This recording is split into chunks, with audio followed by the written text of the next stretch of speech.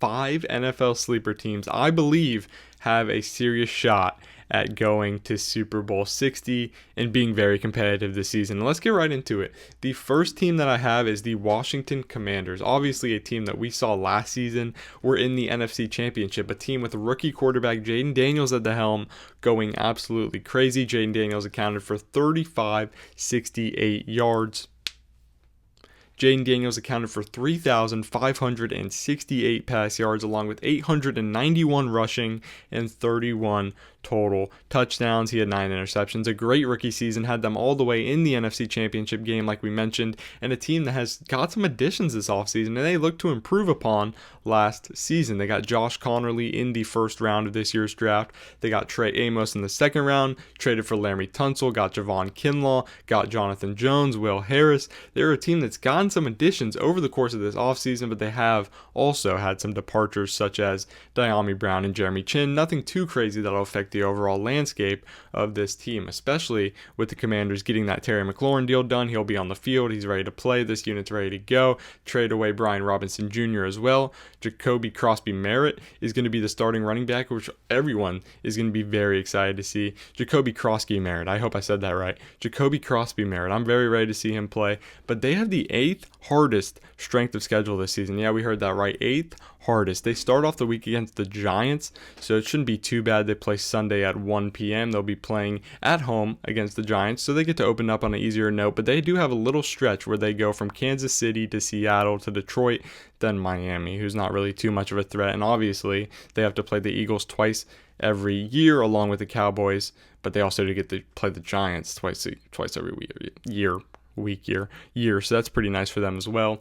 And the Washington Commanders are just a team that's going to look to continue to improve upon their success last season. Dan Quinn is a phenomenal head coach. Cliff Kingsbury calling the offensive plays, and I believe Washington, with the addition of Deebo Samuel and everyone of that sort, that they can look very, very good and continue to make that stretch. So hopefully that we can see them in a Super Bowl berth. We can see them playing come deep February, and the Washington Commanders are going to be in that spot and go where they want to go. The next team I have on this list is the Los Angeles Rams. Matthew Stafford's been there before. 2021, he led that Rams squad to a Super Bowl with all of the guys, and they came out victorious. He did have Cooper Kupp, Andrew Whitworth, Aaron Donald, all those guys along his side, but this year it's a whole different looking squad. His main targets, Puka Nacua, and new addition Devontae Adams, along with that young man, Jared Verse, who has been an absolute stud defensive rookie of the year last season. And this Ram squad, still coached by Sean McVay, is very phenomenal, very, very hungry to get back to that playoff ascent and looking to have a Super Bowl appearance. We saw them in the divisional round of the playoffs give the Eagles a run. They took it down to the final drive of that game. They were right in it neck and neck with the eventual Super Bowl champions. The Los Angeles Rams looked very, very good. They do start off their season on a little bit of a difficult note playing the Texans. They also have the Eagles week 3. They have the Ravens week 6. They do play some difficult opponents, but I believe that this is a squad that's poised to repeat in the NFC West. They're poised to get back to that playoff spot, poised to make a little bit of a run, and they are looking to get right back in a Super Bowl just like they did in 2021. So that's why my second team to watch is going to be the Los Angeles Rams in this regard.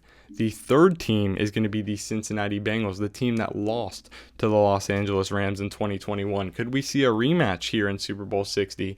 We might not know, but I do love the Bengals this offseason. Their guys are paid. Everyone's ready to go. They're looking good like a squad. They're still coached by Zach Taylor, same coach that took them to that Super Bowl. Chase Brown, who you see on your screen right now, my fantasy RB1, so I really hope he plays well this season.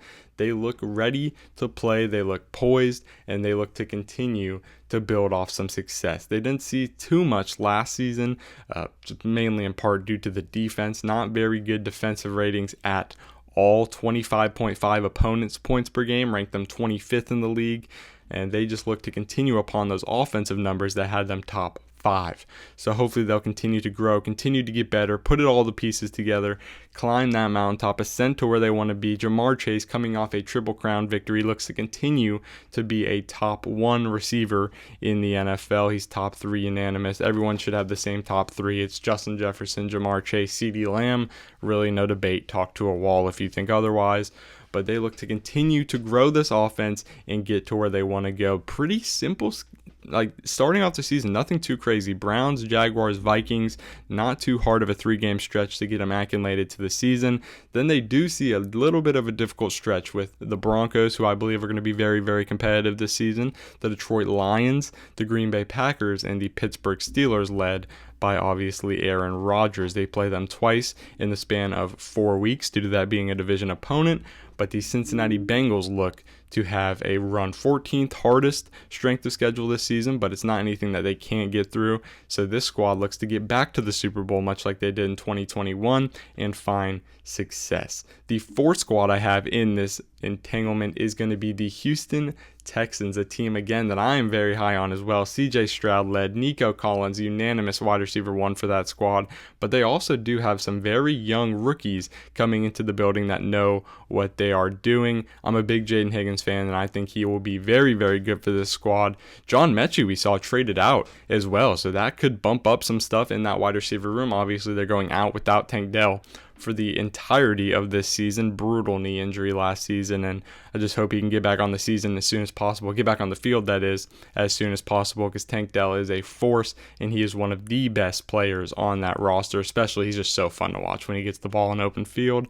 And Derek Stingley as well, leading this defense along with Jalen Petrie and some other guys on it, and they look to have some success. 15th easiest strength of schedule. Like we mentioned, they start off with the Los Angeles Rams, then they play the Buccaneers, but besides from that, they don't have too much competition on this schedule. They do have to play the Ravens and Chiefs, Bills as well, respectively, in this season, but they're in an easier conference, definitely one that they are set up to win. It's the Titans, it's the Jaguars, it's some other team, some irrelevant team. I gotta actually figure this out. Their division, not too difficult. They're in a division with the Titans, the Jaguars, and the Colts. One they're obviously set up to win. They're obviously competitive in that AFC South year after year because there's not many competition factors in that squad. And that's a duo that I'm very excited to watch this season. Derek Stingley and Kamari Lassiter, a guy that has been absolutely balling, a guy that is poised to break out for the Texans this season. And this secondary is going to be very, very good. One of the best defenses in the NFL coming into this season. And they just have the guys and the coach in D'Amico Ryans, someone that I'm again very high on, to take them as far as they want to go. Just got to improve upon their scoring last season, continue to get better. 21.9 points per game, ranked them 19th. 38 touchdowns, ranked them 21st. You got to get scoring more. You got to be more efficient in that department, and you have to move the ball better than you did last season. But a squad that I believe in, I believe that they can go as far as they want to. CJ Stroud, heading into his third season, is a mature, nearing that veteran status as a quarterback, and the Texans are going to start to put it together and hopefully make a deep playoff push. And the final team I had these set up before this Micah Parsons trade is the Green Bay Packers, and it just solidifies my mind even more when it comes to having them on this list, because obviously any team that has Micah Parsons attached to it, I instantly like a whole lot more. One of the best historically first 4 seasons in league history at an edge rusher spot or a linebacker spot, wherever you want to play him. He's a freak. He can play anywhere on the defense. He is seriously a unit, and he's going to elevate this Packers squad even more than they already are. I was already obviously high on them heading into the season, as we see with some dogs, Luke Van Ness, some other guys, Josh Jacobs on the offensive side of the ball playing alongside Jordan Love.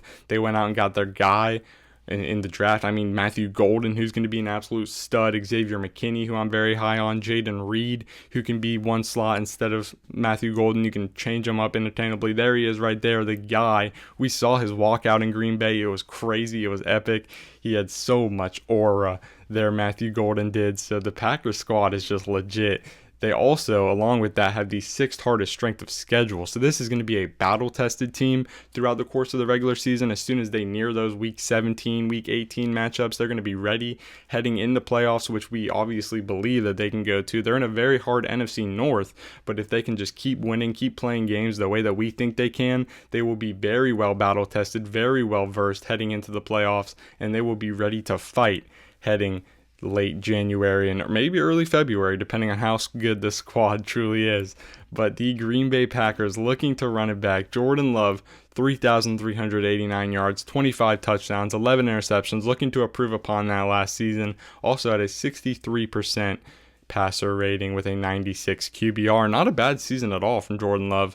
Josh Jacobs obviously had an amazing season, 1,329 yards on the ground, 16 touchdowns, his career high, 5th in the NFL, averaged 4.4 yards per carry. This offense just looking to be even more explosive, even better, and they are led by 7th-year head coach Matt LaFleur. They are obviously in great hands. Great head coach. He's done great things in Green Bay over his tenure, and he continues to try and get better year after year and get this squad in a better position to do what? What's the goal at the end of the day? The title of the video, win a Super Bowl. That's why I have the Green Bay Packers as my 5th squad here in this video to win a Super Bowl. A sleeper team for sure. So again, the 5 sleeper teams that I have are the Commanders, the Rams, the Bengals, the Texans, closing it out, the Packers. 5 teams you should not sleep on this season. I believe they'll all come out. They'll all be competitive. They'll be battle tested. They'll be very good heading their course of the season, leading into the final couple weeks, and eventually into the playoffs, where I think they're going to have experience. They're going to be battle tested, toted. They're going to find their way to winning big games. Any 5 of these teams, I believe, would be in the Super Bowl, and I wouldn't really bat an eye. I wouldn't be too crazy surprised, because they are all teams in their respected right that are good, loaded, and have studs on either side of the ball. So again, my 5 teams: Commanders, Rams, Bengals, Texans, Packers, and I believe they are going to be very, very good and help all of their squads be elevated even more than they already are, and hoping to find, again, a Super Bowl spot. Again, that's my 5 teams I believe are going to be Super Bowl sleepers. Thank you guys for tuning into this video. Thank you for tuning in to the Brogan Hillman Show, episode 16. I appreciate every single one of you guys for watching. Make sure to like, subscribe, but most importantly, say it with me now, keep God number 1. It's been Brogan, and I'm out.